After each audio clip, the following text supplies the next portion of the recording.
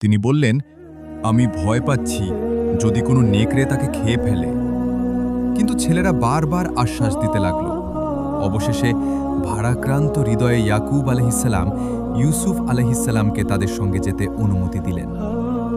কিন্তু তিনি জানতেন না এটাই হবে তার জীবনের সবচেয়ে বেদনাদায়ক বিদায়। বাড়ি থেকে কিছু দূরে পৌঁছানোর পর ভাইদের আচরণ হঠাৎ বদলে গেল।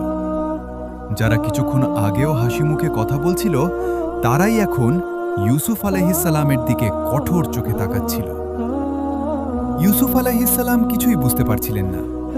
তিনি বারবার জিজ্ঞেস করলেন, ভাইরা, তোমরা এমন আচরণ করছো কেন? কিন্তু কেউ কোনো উত্তর দিল না। কিছুক্ষণ পর তারা একটি গভীর পরিত্যক্ত কূপের কাছে পৌঁছাল। হঠাৎ কয়েকজন ভাই মিলে ইউসুফ আলাইহিসসালামকে ধরে ফেলল। তিনি ভয়ে বললেন, ভাইরা, তোমরা কি করতে যাচ্ছ? কিন্তু তাদের হৃদয়ে তখন হিংসা ছাড়া আর কিছুই ছিল না।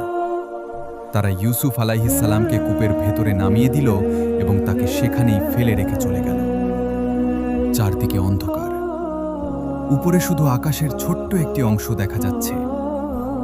এত বড় বিপদের মধ্যেও ইউসুফ আলাইহিসসালাম আল্লাহর ওপর ভরসা হারালেন না।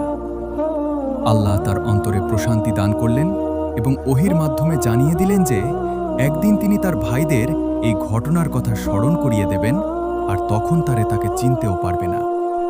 এদিকে ভাইরা একটি ছাগল জবাই করে তার রক্ত ইউসুফ আলাইহিসসালামের জামায় লাগিয়ে বাড়ি ফিরল।